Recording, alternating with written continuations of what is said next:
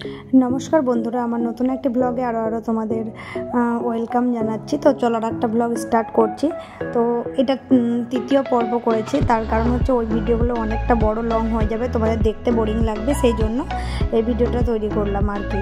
তো এই দেখো তারপরে আমরা ওখানে শিবঘাটি থেকে জল ঢালার পর আমরা চলে গেছিলাম এটা বিন্দুবাসিনী পাহাড় দেখতে। আসলে বিন্দুবাসিনী পাহাড়ের ওখানে মন্দির আছে, সেইগুলো দেখবো, আর একটা বড় বীর হনুমান আছে সেইটা দেখবো।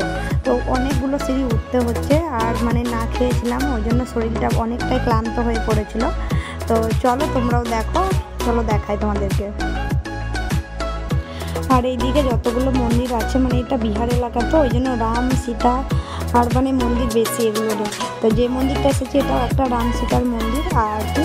তো চলো ভেতরে যাই আর দেখি কী কী মন্দিরে মানে কী কী তোমার প্রতিমা আছে, মানে ঠাকুর আর কি, সেগুলোই দেখবো। আর এদিকে ঝর্ণা ছিল, সব দেখছিল। ঝর্ণাটা মানে এখন বন্ধ আর কি, এখন ঝর্ণাটা মানে বন্ধই আছে আপাতত। কখন খোলে আমি জানি না, যখন হয়তো পুজো হয় তখন হয়তো খোলে এখানে। তো চলো যাই আর দেখি ভেতরের জিনিসগুলো কেমন।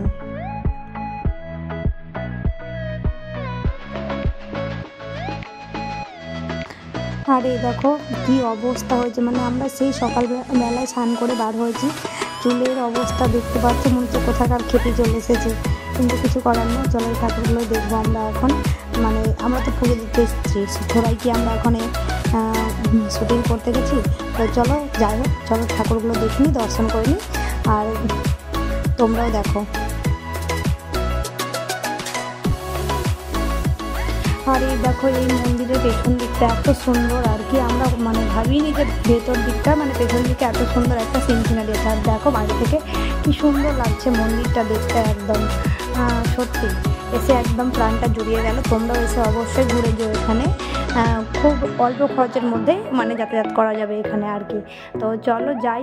আর একটা মানে বীর হনুমান আছে, সেইটাও দেখবো, ওটা সর্ব পাহাড়ের মাথাতে আছে। এইদিকে যাচ্ছি, আর একটা বড় বীর হনুমান আছে দেখতে, সেইটা দেখবো। আর কপিরাইট চলে আসবে, প্রচুর বক্স বাজছে, সেই জন্য ভয়েস দিতে পারছি না।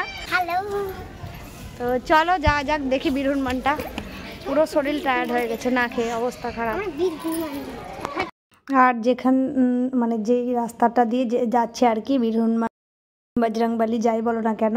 তো চলো যাই দেখি। আর এই রাস্তাতে এত রোদ পড়েছে, তো মানে আর খালি পায়ে তো হাঁটাই যাচ্ছে না এই রাস্তাতে, কি আর বলবো। আর চারিদিকটা দেখো, এটা মানে পাহাড়ের একদম উঁচুটা লেভেলটা।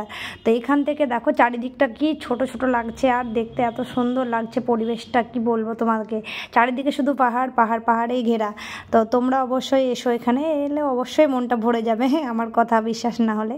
আমাদের তো অবশ্যই খুব ভালো লেগেছে জায়গাটা। তো চলো, আর কি রোদ পড়ছে, এই দেখো শেষমেশ বীর হনুমান বজরংবলীর দেখা পেলাম, আর সবাই ওখানে গিয়ে পিক তুলছে। তো আমাদের আর ওরকম কোনো এনার্জি নাই যে ওখানে গিয়ে আর ছবি তুলবো, একটু এনার্জি ছিল না। তো এখান থেকে তোমাদেরকে দেখিয়ে দিই, দেখে নাও, আর তোমরা এসে দেখে যেতে পারো এখানে এসে।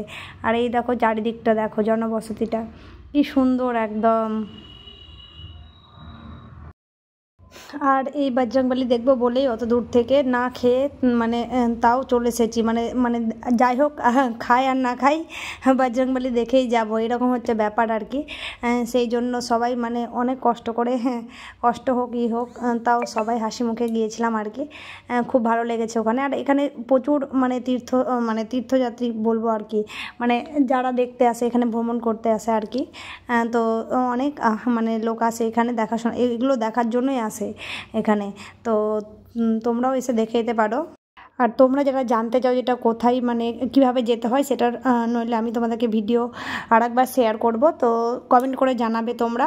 তো চলো এখন বাড়ির দিকে রওনা দিতে হবে, আর বেশিক্ষণ এখানে থাকলে হবে না, তার কারণ বাড়ি পৌঁছাতে তখন সন্ধ্যা লেগে যাবে।